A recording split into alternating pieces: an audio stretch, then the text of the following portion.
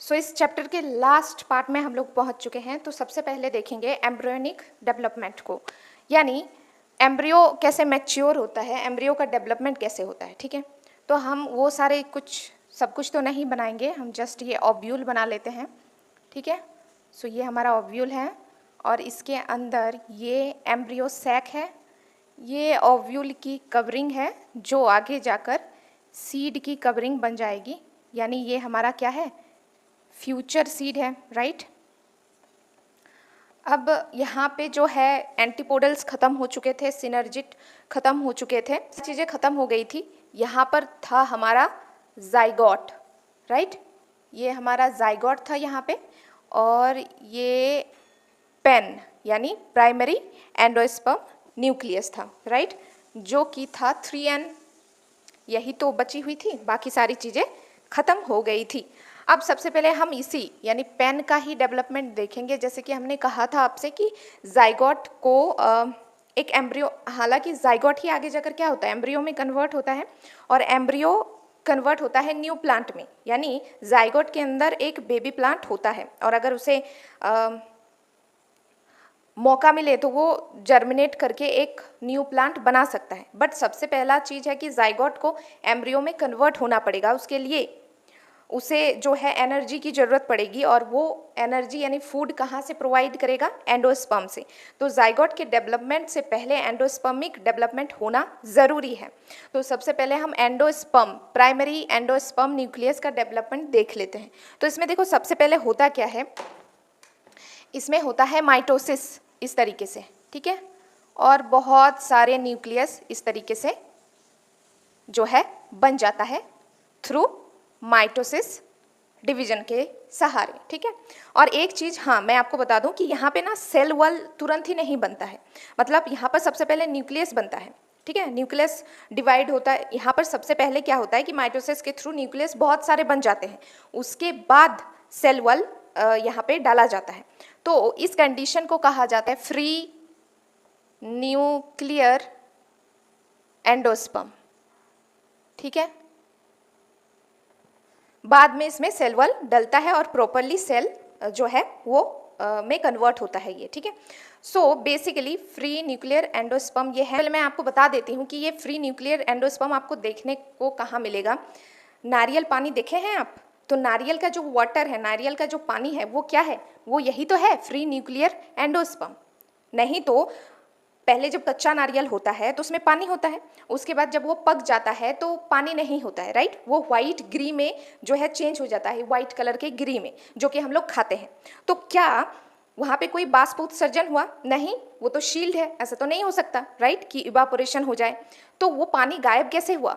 वो पानी गायब नहीं हुआ, जब उसमें सेल वॉल इस तरीके से, जब सेल वॉल इसमें डल गया ना और प्रॉपरली सेल बन जाते हैं ना, उसके बाद तब वो सिचुएशन यानी वाइट ग्री नारियल का बनता है, जिसे हम लोग खाते हैं।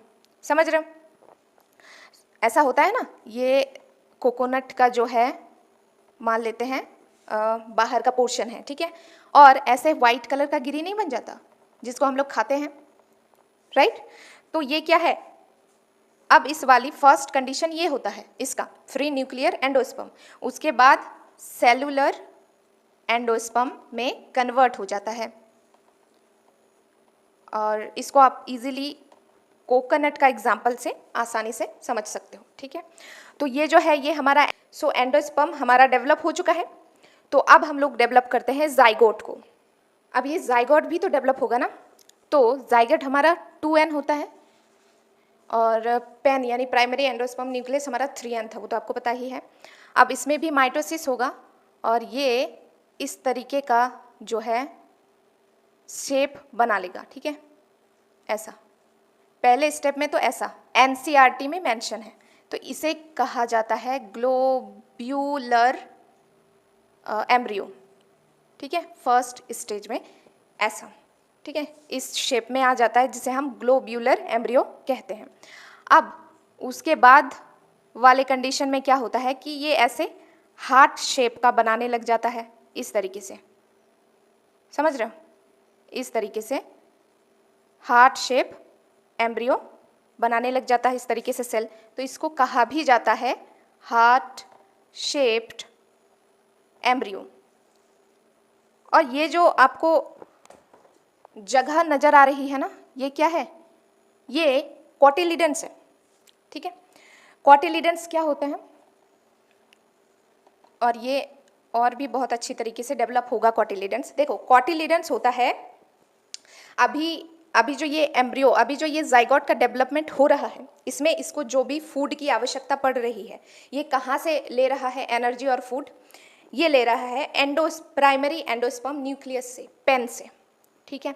बट एक वक्त ऐसा आएगा जब जो है ये जो सीड है ये डेवलप हो जाएगा, ठीक है, सीड डेवलप हो जाएगा और सारा पेन यानी प्राइमरी एंडोस्पर्म न्यूक्लियस भी ये खा कर सीड को डेवलप कर लेगा। अब ऐसा तो नहीं है ना कि कोई भी सीड बना है और उसे तुरंत ही मौका मिल गया जर्मिनेट होने के लिए, राइट। वो हो सकता है कि 6 महीने बाद उसको मौका मिले जर्मिनेट होने के लिए, हो सकता है 1 साल के बाद मौका मिले, राइट। तो तब तक उसे जिंदा रहने के लिए फूड तो चाहिए, एनर्जी तो चाहिए। तब वो किस सोर्स से एनर्जी लेता है? तब वो कॉटिलिडन्स से एनर्जी लेता है, क्योंकि कॉटिलिडन्स वह जगह है जहां पर वो फूड स्टोर, यानी जहां पर वो फूड और एनर्जी को स्टोर करके रखता है, ताकि जब तक उसे जर्मिनेट होने का मौका ना मिले तब तक वो वहां से फूड को जो है वो ले सकें, ठीक है, जिंदा रहने के लिए, बिकॉज सीड इज लिविंग, ठीक है। ओके, सो ये कॉटिलिडन्स है।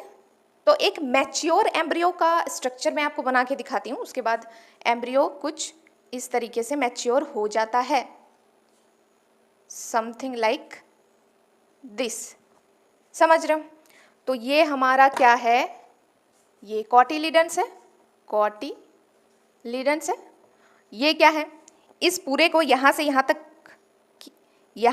तक कहा जाता है एम्ब्रियोनिकल